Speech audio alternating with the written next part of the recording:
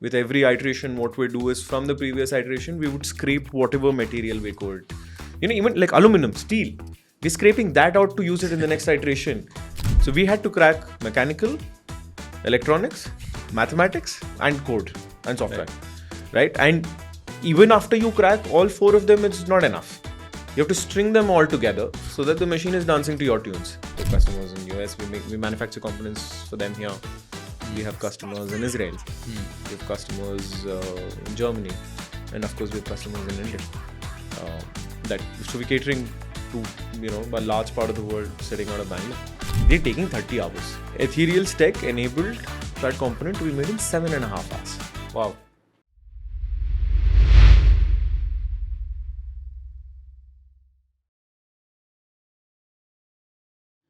Hello and welcome to another episode of the Startup Operator Podcast. I'm Roshan.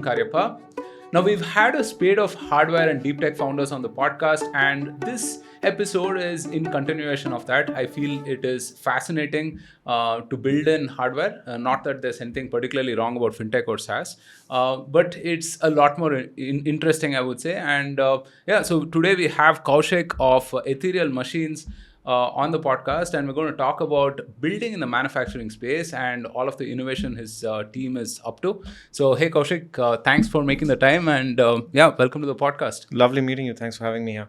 Awesome. So I've read about you, and you're doing some amazing work. So we'll try to understand a lot more about your business and the domain in which you operate.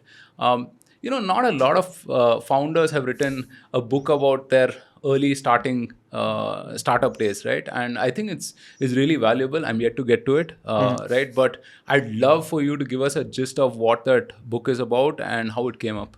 Sure. So we've been around for a while. Ethereal Machines has been around for a while. And this is something that I wrote a few years ago, actually, like 4 to 5 years ago. It was about the initial journey, which is it gets extremely difficult for anybody, especially in the manufacturing space. I wouldn't really call it a book. I would say it's like a light read.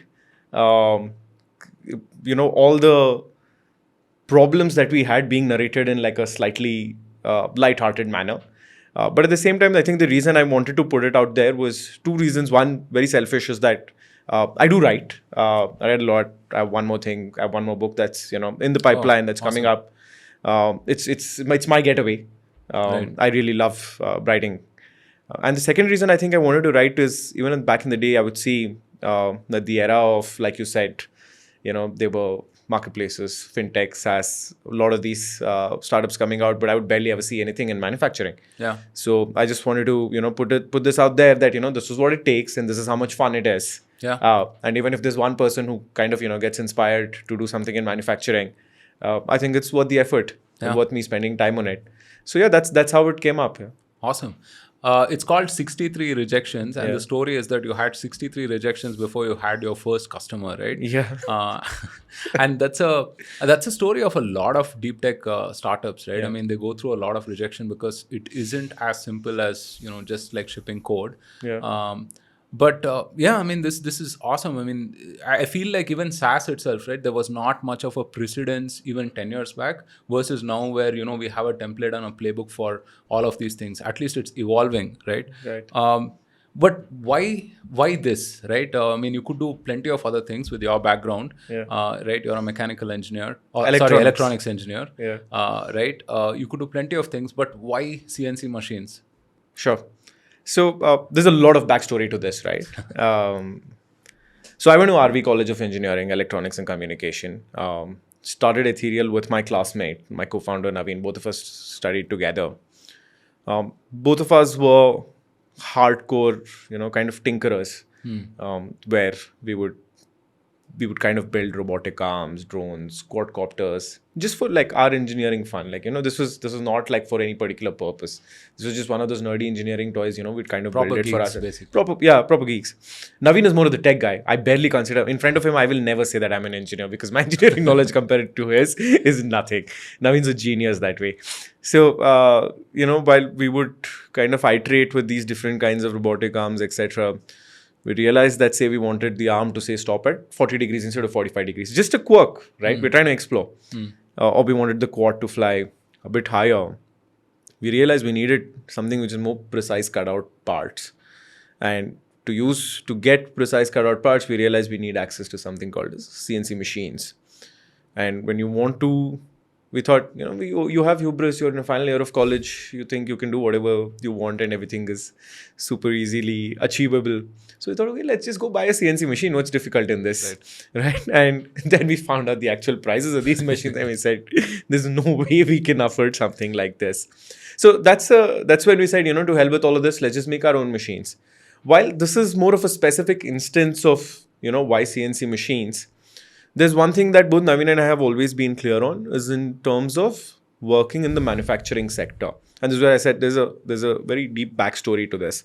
So while I was growing up, right, these are all 90s kids. We've seen liberalization. We're the first generation that's benefited because of liberalization. There's one thing that, I'm a very avid reader and, I'll be consuming 5 different newspapers at any given point in time. There's one thing that I started noticing that let's look at any advanced country out there, any superpower, right? Now, look at US, South Korea, Germany, Japan. All of these countries became superpowers because of their industrialization and their manufacturing prowess. Right. That's how they've been able to crack things. I said that's one thing that India's not looking at. Or it's not been looked at even till now. I don't think we've done justice to it. For the amazing kind of talent and brains that we have in our country, I don't think that this sector has been done justice to. So I've always wanted to do something that's also in the service of nation. And I thought manufacturing is the way to go. And another reason to it is, I'm not the kind of guy who believes that, you should create something that should be lean or have 100 people job or in the 50 to 100. I've always looked at or wanted to do something in sector which can create tens of thousands of jobs. And I feel manufacturing is one really good way you can go about doing it while also helping, the country kind of become a superpower. So the one specific instance of me and Naveen breaking it out in terms of CNC machines specifically, but largely both Naveen and I think very similarly in terms of why we should be in the manufacturing space. These are broadly the two outlines. Yeah. Yeah, I mean, not to go off on a tangent, right? But I do feel that there's a potential reverse brain drain kind of happening, right? Yeah. Just today, I was talking to a very smart MTech kid who's thinking of going to the US for research. Yeah. And he's like, I'm going to be back in 5 years because I want to build something in India. Yeah. Right. And I think that's really heartening to note, right? Because I think we lost a ton of talent, in the 60s, 70s, and 80s. And we can see the result of that in the US, right? I mean, absolutely. 30% or 40% of Silicon Valley, is being built by Indians, right? Or even if you look at NASA or some of these research institutes. Yeah. And I think if we can attract just a portion of these folks to stay back and build in India, I think, this could have a massive, massive impact. No, you're absolutely right. Just today, we had an interview with the person who finished his master's in Newmish, Ann Arbor. And he was interviewing with us today for a design role. So we see this happening Awesome. on the regular. Right. And it's great, right? Because it's not just about, again, so it's not just one or two things. People are coming back with, a higher agenda in mind that, this is also my country. We need to push this. Yeah. Not just purely in terms of, hey, is there a job that's available? Right.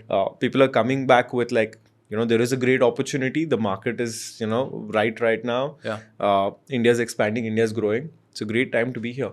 Yeah.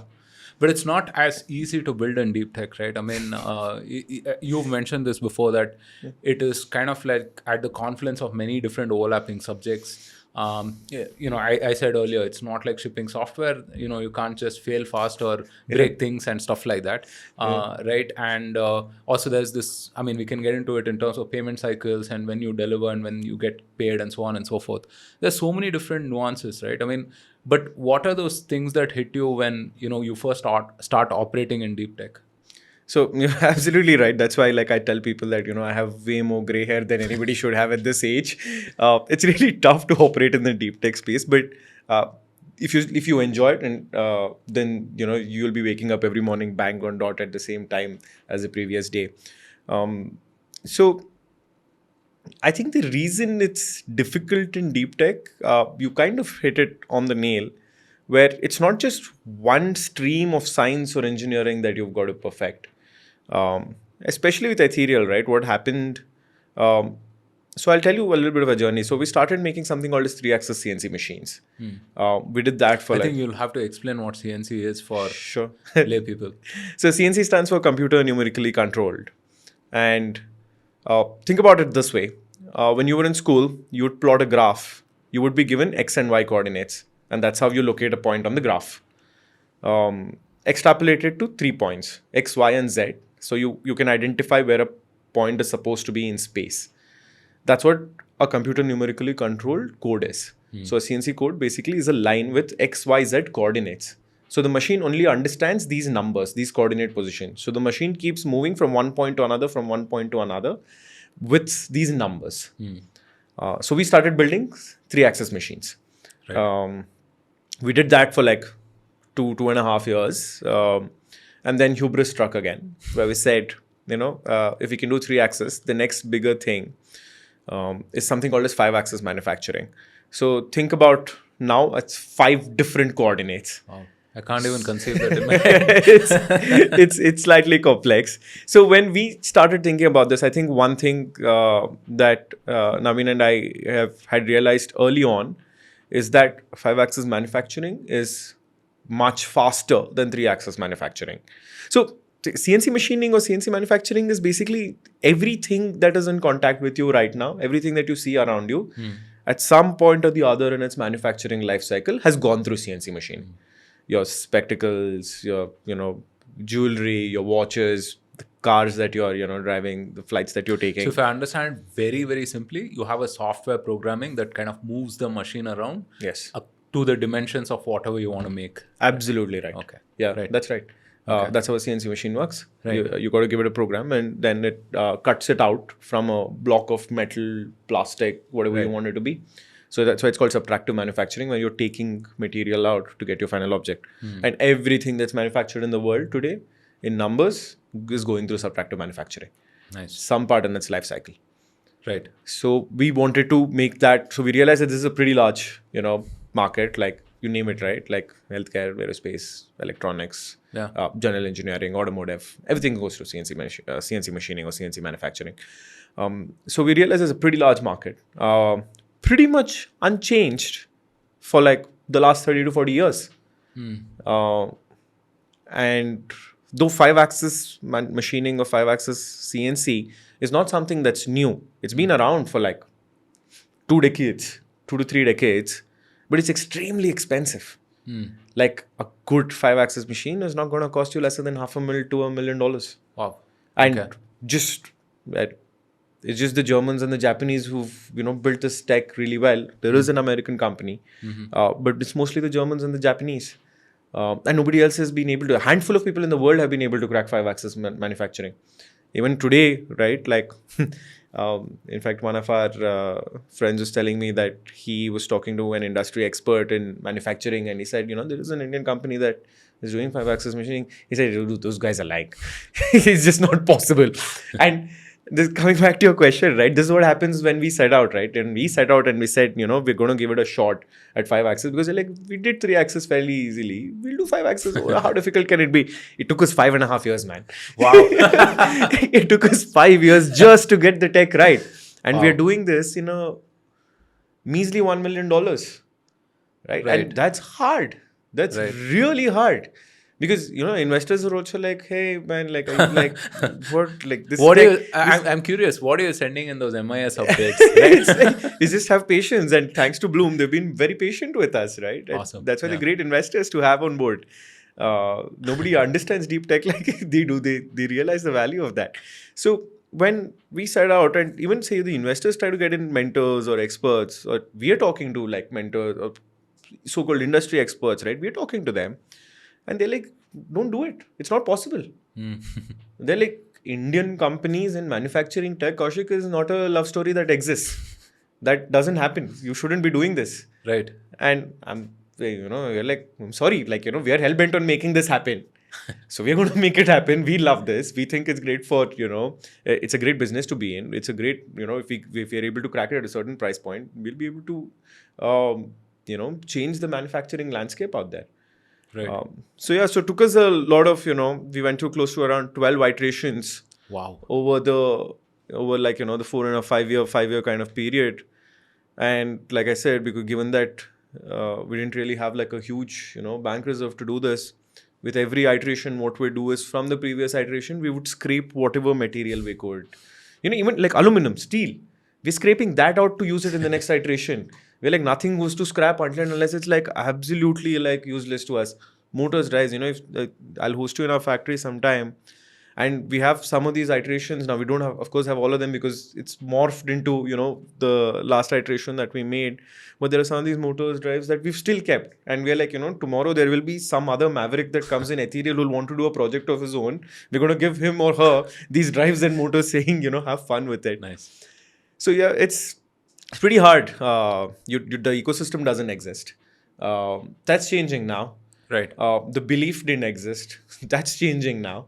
But I think it will take like a couple of more startups who've been at it, shown that kind of, success. And I don't blame investors as well for this, right? Because these guys are bombarded with so many startups and like pitch decks. It's very hard for them to get into the nitty-gritties of the tech that you're developing. So for them, a proxy of tech is, are the customers coming in, and is this working? Correct. And we also hit that inflection point like just around somewhere like roughly a year ago. Right? When today we say no to close to 90% of our customers, 90% of the inbounds that are coming in, then we're saying yes to. So only when that kind of a merge happens, that's when people are also able to, take the bet on you. Right. So I think that's what, if you want to look at deep tech, then you need to ensure that you're super frugal till you've shown some signs of commercialization, especially in like say a robotics or the manufacturing space. Till you've been able to, showcase like some of these customers, others, it's very hard for people to come in and evaluate you. Yeah. No, I think it's a common theme with the deep tech founders that I've spoken to, right? Most of them are in it because obviously they're geeks and they're super passionate about making things happen, right? Yeah. Why would you put yourself through all of this otherwise, right? I want you to go back to those days, right? I mean, you have a certain zero cash date, right? Yeah. And you're doing iteration after iteration. What are you telling your team, right? I mean, how are you keeping it together, basically, as a founder? So, we're not really big on moving speeches and like, at Ethereal. Just build. Yeah, so the thing is, like I said, right, we are like a 996 kind of, work culture. Everybody's there. And we've kind of also, the team that's come in have also been super passionate about like, changing the CNC industry, right? These are people from the manufacturing background who want a fresh, breath of fresh air. They haven't seen it. They think that we can be it. Hopefully we'll prove them all right over the next decade. I think with every iteration that we did, the whole team would see some progress, if not like leaps and jumps in the progress that is changing from one iteration to the other. They would see that improvement, and it's quantifiable. You're getting closer to the goal, basically. Yes. So your speeds are improving, your accuracies are improving, the test pieces that are being cut out, that's happening. Right. So people are seeing this iteration to iteration. Right. And you know what to do to improve it. Exactly. Right. Exactly. And there are multiple teams that are working together, right? Like I said, it's not software. So we had to crack mechanical, electronics, mathematics, and code and software, right? And even after you crack all four of them, it's not enough. You have to string them all together so that the machine is dancing to your tunes. Right. And somebody who's operating the machine, his hand doesn't get cut, or like the machine is not like, because it's moving in 5 different like axes. There are high chances of accidents happening. The machine's going to hit itself. Right. The internal parts are going to hit itself if you've not gotten your mechanical and your mathematics correctly. Right. And the code that leads to mathematics, if that's not been done properly. And we've had these cases. Right. We've had these cases of accidents. Even today, my R&D team uses my old machine. They don't use my new machine. Because I'm like, you're going to break something, you break it on the older one. We've raised money and all that. But now the frugality is built in our DNA so hard. And I think that's a great thing. I'm very proud of, that kind of culture being set up at Ethereal. We're one of those classic cases. Yeah, we don't buy new furniture. So when the team sees all of this happening, I think it's an automatic motivation where they're like, everybody is in here to actually change this manufacturing tech or bring that to India. That's never happened before. Awesome. Yeah. No, I mean, one of the first sites that hit me as I entered the refinery, right? I said about 15 years back when I, first got into the refinery, was days since accident, right? And, I mean, every time I would ask people there, I mean, as a noob, right? I mean, what does that mean? Everyone used to give me this wry smile, right? I mean, that you'll see types. And then on the first or second week, there was this guy there was this cold burning, right? Basically. And it was, I mean, horrible. So, I mean, there are some real consequences to it's hard, that kind of stuff. It's hard. That's why we've been, to touch wood, we've not had any occurrence. And that's why we are super careful about that's why we also took our time. I'm like, until unless it's like, this code is fully safe, we can't really just go and deploy it. I've had these advices coming my way saying, launch kar do, like, chal jayega. Like, I'm like, that's not how my industry works. Please keep this advice to yourself. I have got to be 300 times more careful when I'm doing this. So, I understand so what you're saying. You mentioned market viability, right? And that's another very important thing for deep tech as well, right? Because oftentimes, as a product person, you could get really insular and build in silos, right? And think that, hey, this tech is really cool. When it launches, maybe in 3 years, I mean, everyone will just use it, right? But it's also important to sort of build with the customer, right? And understand your market, what you operate in and so on. Today, your machines are like, I think it's probably half of what it would cost in Europe or wherever else, right? So how do you get to that point of market viability? How many people did you talk to? What kind of inputs were you getting from them? So we've also strayed. We've also strayed trying to build something, that we thought was cool. But we've been quickly able to, bring it back in and say, this is not what the market needs. Right. So over the years now, I told you, we've been in this, next year is going to be my 10th year of doing Ethereal. Wow. It's a decade of being in manufacturing. I think over time, like any industry, you get to know a lot of people in the industry and you kind of understand which manufacturing sector is looking for what kind of precision, what kind of throughput, what kind of accuracies. So you will have friends coming in from the aerospace sector, you'll have friends from the electronic sector, you'll have friends from the healthcare sector. So when you talk to all of them, you kind of try to pull a common denominator in what the machine needs to be. So that's what we did. We picked out people from different industries. For automotive was not like a focus area for us at all. Aerospace, healthcare, electronics, defense, all of these are. So when we look at these four, we started looking at what's the common denominator here. What does the machine's throughput have to be? What does the size have to be? What does the accuracy have to be? So we spoke to a bunch of people. I don't think I can put a number to it. Just curious. I mean, you said automotive is not viable for you. Yeah. I mean, was that a technical consideration or was that like a financial consideration or market consideration? It's a combination of both. Okay. It's a combination of both technical and financial. Right. This is a slightly deeper topic, but I'll give you some brief on it. So the changes in the components that go into a car haven't really changed a lot from say 10 years ago till now or 20 years, 15 years ago till now. So when the designers from the automobile industry... you get standard sizes basically for everything. Yeah. Right. And the designs are pretty much like, you're not developing something drastically different. Right. So say 10, 15 years ago when the designers were building or designing these components that go into say an engine of a car or the car, some parts of the shafts, the rods, things like that. What's happening is you are designing in a way that your supply chain can meet those demands in millions of units. Got it. Because automobile is churning out in millions of units. So you need to ensure your supply chain can also meet that.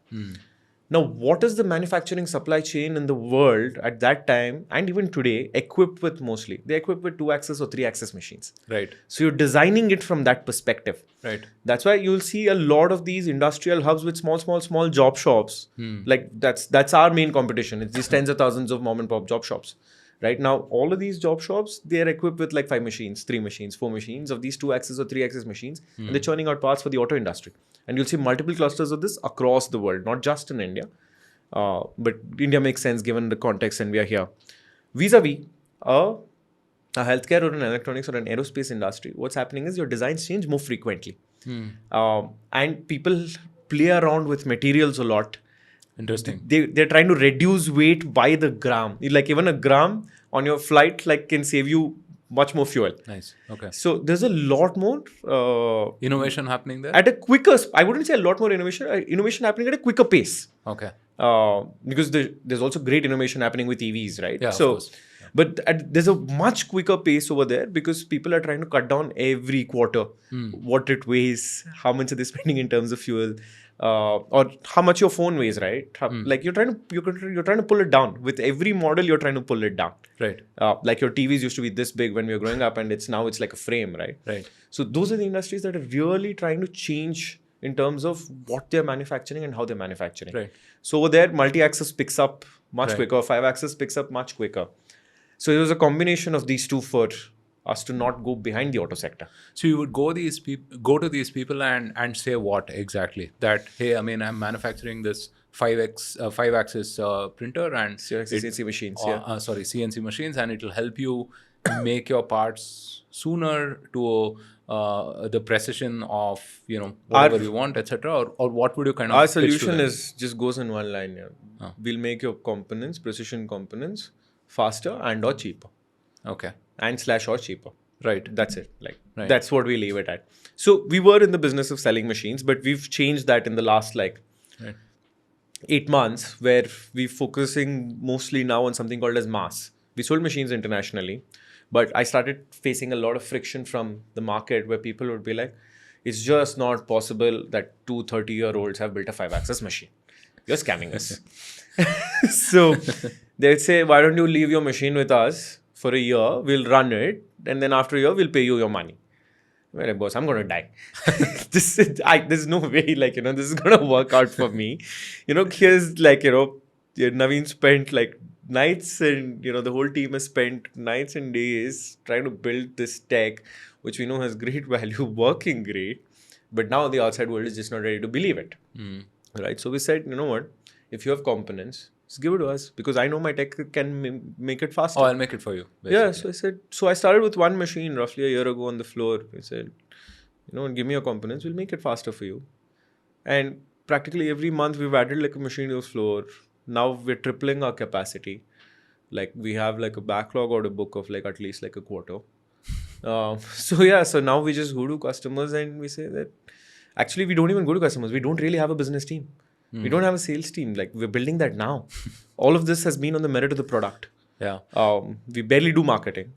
Of course, with scale, sure, these things will change. So this is very interesting to me, right? I mean, which is that you had to prove out the use case for your machine before they actually buy the machine. So it's almost like saying that, hey, I mean, I have a microwave or printer or something, and I'm heating stuff for people, or I'm printing pieces of paper for people to actually believe that, hey, this machine can do it. Yeah. Insane. And we were doing that as well. We were like, you have your component, we're making it and we're bringing it to you. They were like, no, we don't know how you've gotten it made. You've done it on some other machine. We said, all right, man. But it was easier for us to sell machines abroad. Right. And multiple different reasons. We can write a PhD thesis on, these things. But at the end of the day, we also need to check that, look, you've spent time building tech for a while. Right. It's great tech. You know it. Your team knows it. Right. You also need to start commercializing it because there's a business. So what's the great way to commercialize it? And then we stumbled on this path, which we call as mass, machining as a service. While the whole world has, people doing the same kind of job works, but with machines that they buy from somebody else. We're building our own machines and we're using them to manufacture components. So we tell people, you have components, we'll make it for you faster and or cheaper. That's it. Amazing. So in these initial conversations, you were trying to determine how much someone would pay and what quality they would they would want, basically. And then ultimately you had to build this out and basically you had to prove out the use case. You had to print stuff for them and give it to them, make stuff for them. Yeah. Now, didn't you worry that these are two different kinds of businesses? I mean, because one would be a classic services businesses where someone comes to you and then you do it according to their specification, and another is it's a hardware business, right? Yeah. So, I mean, those are two different things in my opinion, right? I mean, at least business model wise. Yeah. How do you sort of bring that together? it's been so we actually ran both the businesses for a while together, right? For a brief period, last like a little over 4 months, we ran both the businesses together. Where I was trying to understand what's sticking more, what is making people attract to us more. So it is two different businesses, but I think they're not entirely different. Sure. So what happens in the mass side of business, right? People come to you with a drawing of a component. Now, my team has been building a machine that's way more complex than any of these components. So for them, components are a very easy thing. They're not really spending any gray matter. They're used to building a much more complex 5-axis CNC machine. Right. So they're like, this is easy for us. So this side of the business became kind of easy for my team because they're engineers. They understand what these drawings are. Right. They understand how to churn it out quickly because we also, some of the complex parts that go into our machine, we make them ourselves. We use like our older machines to make these components for the newer machines. Right. So my team is very thorough with it. Right. So I wouldn't say it's entirely like two different kind of businesses. Probably at some point I'll get back into the machine sales business. Right. We're going to evaluate it at a later point in time. But right now the focus that we are looking at is machining as a service, manufacturing as a service. Or you could also look at building like a third-party partner ecosystem or something of that sort, right? Where you could create like micro entrepreneurs, for instance, right? People buy machines or lease machines from you and then like run the services business. Basically. There are multiple models possible. Right. But at the core of it, everything boils down like to the tech we've created. Right. These are the easier parts, if you ask me. Like what I went through over the last 8 years. Yeah.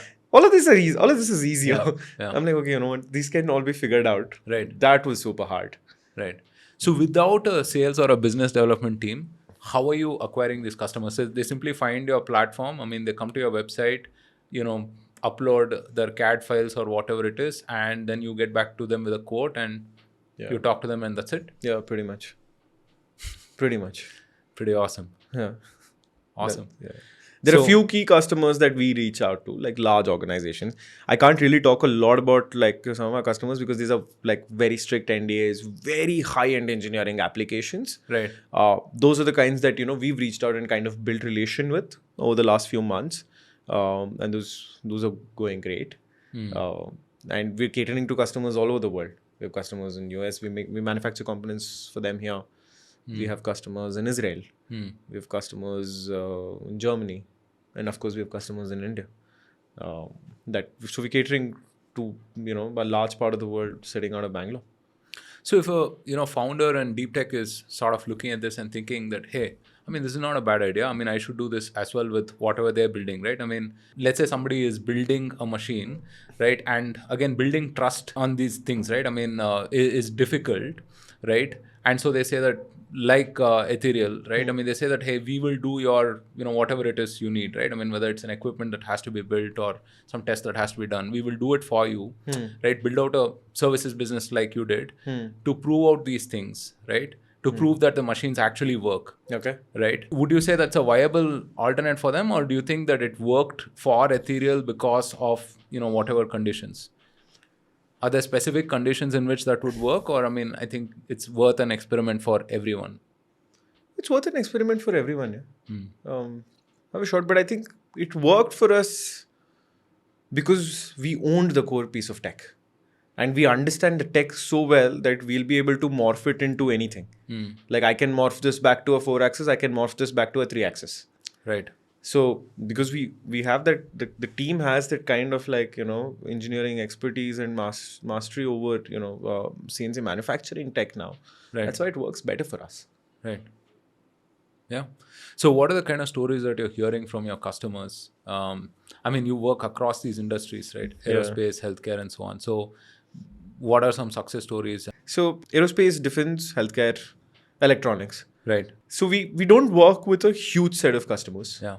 We work with few customers, but we go very deep with them. Our customer count right now, or probably even at scale, will not be crossing double digits. It'll be much lesser than that. Okay. It'll be much lesser than that, but we go very deep with these customers.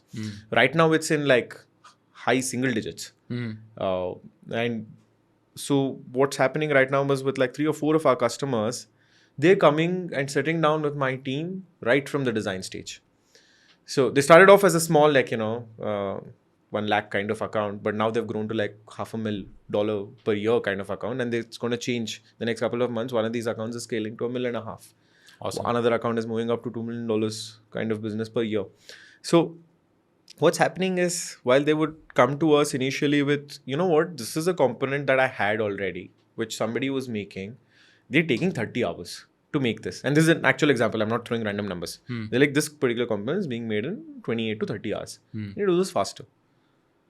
Ethereal Tech enabled that component to be made in 7.5 hours. Wow.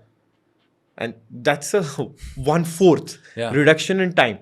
Right. And this is an aerospace application. So now the volumes on that particular component started coming to us. Now what's happened in the last month is now that their design team comes to us saying, hey, we are designing this component right now. Oh, for you, basically. No, not for us, for their own application. No, as in for your specifications. No. They're like, we're going to, this is our new product. Okay. We're coming out with it.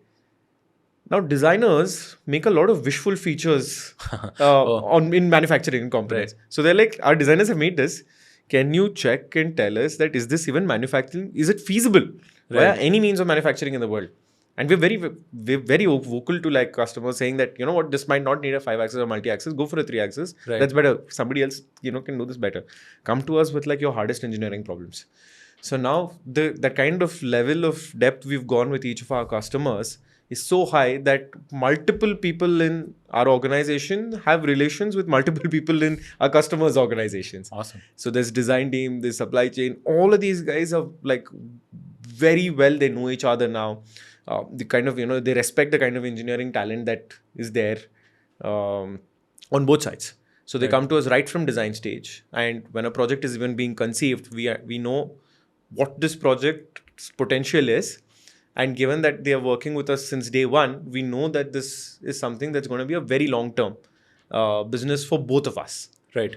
And then you optimize further. Can 7.5 hours be brought down to 6 hours? Probably. I'll figure out what to do, because if this is the volume you're looking at, then I'm going to try and increase the throughput of my machine. I'm going to increase the speed of my machine so that you can have this even faster. Amazing. So it's giving back that feedback loop for us on how we need to improve the next gen of the machines that we're creating. Right. I think the second and third order impact of what you're doing is just phenomenal, really, right? Because if you can help these folks be cheaper, faster, better at orders of magnitude, I mean, they can do so much more, right? So on that note, right, I mean, how good is India's manufacturing capabilities? I mean, do you think that we'll have like a, one of these Apple type or Samsung type fully automated facilities, anytime soon, or, what do you think we need to do on that front? No, Ethereal is going to try and do it. Fully automated facility soon. So we're trying to see how, we can up these kind of manufacturing processes. Look, India has the talent. Right. We've just not looked at it with the right lens. We've not concentrated on it. Right? You still think about it. All our manufacturing, like if you look at all our automobile manufacturing is so huge. Right? We're picking up on higher end of manufacturing now. That's true. But the same, like I'm not importing talent to run my machines from Germany or Japan. Right. I am training the same guys who are, graduating from your ITI and diploma schools. I'm training them to run a multi-axis machine. They go through like a small training program at Ethereal, but it's not like exhaustive 3 months or something. We found out what are the quickest ways to get these people upscaled, like in a month and a half. And then we let them run the machines. The brains are there. The talent is there. The people are there in good numbers, willing to work hard. All of that is there in India. It's just that nobody's looked at this kind of high-end manufacturing. Hopefully, we'll change it. Right. I think now with, this whole supply chain rearranging post-COVID and, Atma Nirbhar Bharat and everything, right? I mean, I think we are starting to see some of this stuff, right? I mean, manufacturing will pick up in India. That's one thing that would have helped you a great deal, right? I mean, some of the policy tailwinds and stuff like that. 100%. The kind of push this government has been giving for Make in India, Atmanirbhar Bharat. Sorry, Atmanirbhar Bharat. It's a tongue twister. Yeah, no. So for Make in India, Atmanirbhar Bharat, the kind of push that has come in, and not just now, right? Like I've noticed this. I was one of the first beneficiaries of the entire DIPP Startup India schemes. Back in 2016, I registered for tax exemption. So I got tax exemption for 7 years. and then they came out with like this IP policy scheme where, for me to apply for a patent earlier, and think about it, I've said, we hadn't really raised a lot of money, right? And if your IP lawyer is going to charge you $1.5 lakh per patent, I probably would have never filed for a patent. I just wouldn't have. But this scheme came in, and the government said they'll pay the lawyers, right? And I had to pay, Fantastic. per patent, I was paying $6,000, $8,000. That's it. Wow. Right? And just think about the change that, these kind of policies have brought in. And if you have that, if you're working in those directions, then there are a lot of avenues that the government has created for you to benefit. So we got that. We got tax exemption. I benefited hugely from these IP policies.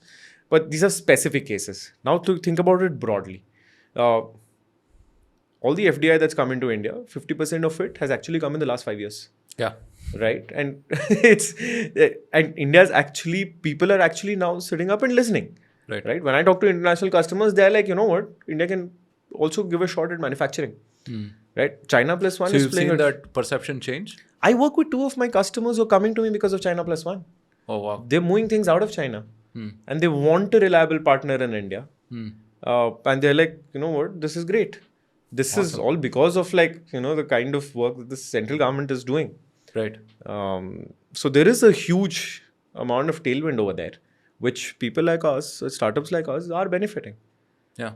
For years and years, right? I mean, I've been in IT and startups for about 15 years now, and for years and years, I've had to listen to people say that, hey, we're not building any IP or anything. I mean, we're software coolies, right? And you're building your, food delivery app or whatever ride-hailing app and this and that. I mean, how is this, going to really help India and whatnot? So I used to always say that it's a factor of time, right? I mean, you can't behave the same way as a per capita $2,000 country as you would as a $50,000 or something of that sort, right? I mean, you can't build a Google tomorrow just like that.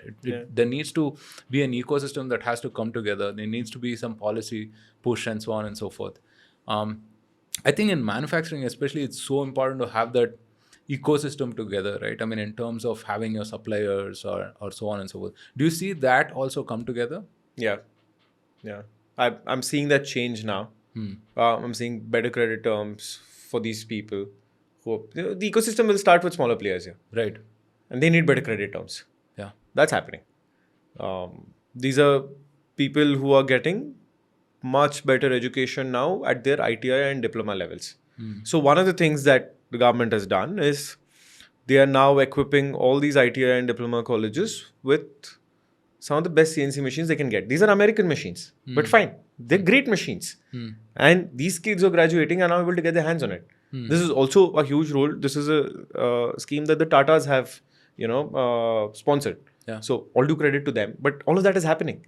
Right. And I have huge amount of respect for these kind of, if you ask me, if I have, who do I look up to? I'll say it's like people like the Tatas and the Birlas. Right. Who are driving this change. So the ecosystem is going to develop now.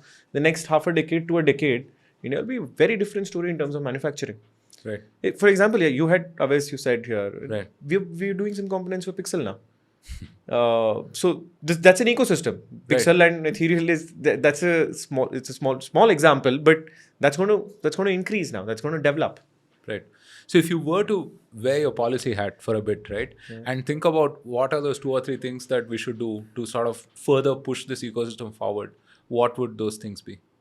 I think one of the first things I would start looking at is spinning and they're doing a great job at it, but especially in our generation, spinning a much more positive narrative around manufacturing.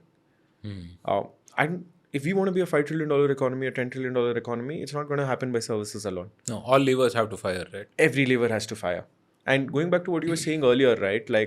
If you look at it, what happened in the Western world, or even say South Korea, right? They became manufacturing powers first, and then they built the Googles and this thing. We've built the software side first. The whole thing, yeah, we've skipped that. And now we started to realize that, we need to start working on manufacturing. I'll give you a simple example, right? During World War II, the reason American CNC industry... So when World War II started, America realized that it doesn't really have all of its armory that's required to be able to go and participate in the war or even defend themselves. And the government said every year we are going to spend close to $450-500 billion just procuring CNC machines. Just procuring CNC machines. This happened in the late 30s, early 40s. Crazy. Right? That's a kind of government push that came in. Without CNC machines, there is no way you'll be able to defend your borders. It's not going to happen. Right? One of the tweets that I put out recently was that, where, which are the countries that have this kind of tech and who will be able to defend themselves. In fact, what's been happening over the last couple of days, we've been monitoring very closely because we have some of these are our friends and customers. And that's why I say, as a country, if you're not going to focus on CNC tech, you're not going to be able to defend your borders. You're going to be dependent on somebody else. Yeah. You're not going to be building your own high-tech kind of manufacturing. I would do more work on TOTs. Offset programs were great, but you need to also get a hang of the technology, not just mandating somebody to procure something here. If that kind of training and knowledge transfer is required, do that. We're doing that with the GE deal right now. Right? There is a TOT happening. Technology transfer, basically. Yes. So your people get trained a little bit more on that. So these are two things. Run a more positive spin on manufacturing. That this is India's decade of manufacturing, but we need more youngsters to participate in it. Yeah. Like one of the challenges I find in hiring is that I feel manufacturing prowess has just skipped one generation. Right. So I'm able to find great talent in the 50-55 age group. Yeah. And there's nothing. I think for them, mechanical and so on was still aspirational for them. I think there's a whole bunch of people after that, like I would say our they generation. Just went for software, right? Yeah. They just went for software. That just did computer science. And our generation just doesn't want to look at manufacturing. Yeah. It isn't as sexy. It's just not as glamorous. Yeah. It's just not as but glamorous. I think, I don't know, I saw this meme, right? I mean, where you have that IQ graph on the x-axis and how the ones at the extremes. The bell bar curve. Yeah.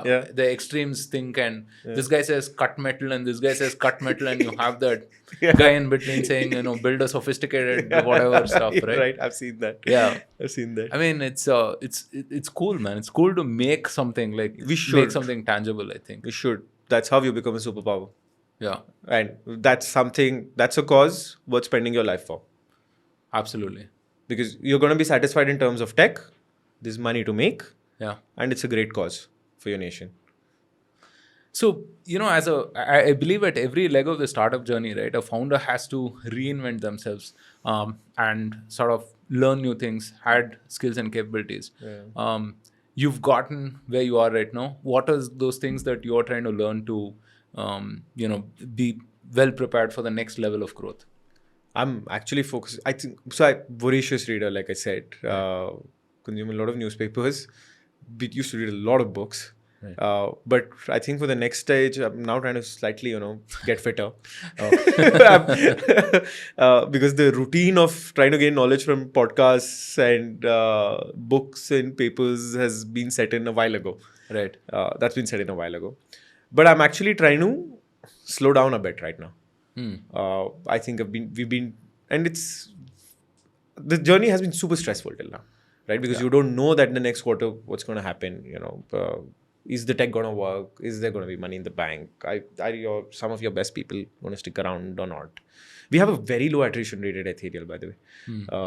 Because we pick up people who've, they want to break things and they want to put together. That's the kind of people we look at. So they find a great playground. At the same time, so you're all the more stressed that, this kind of playground that is there shouldn't go away. So now I'm trying to get back to, I used to cycle a lot. Right. I stopped it. So now I'm trying to get back to my cycling routine. I used to run a lot. I had an injury. So now I'm getting back to my running. That's why you'll see me in that E6 all the time. So kind of as a continuous reminder that you have to go back on it.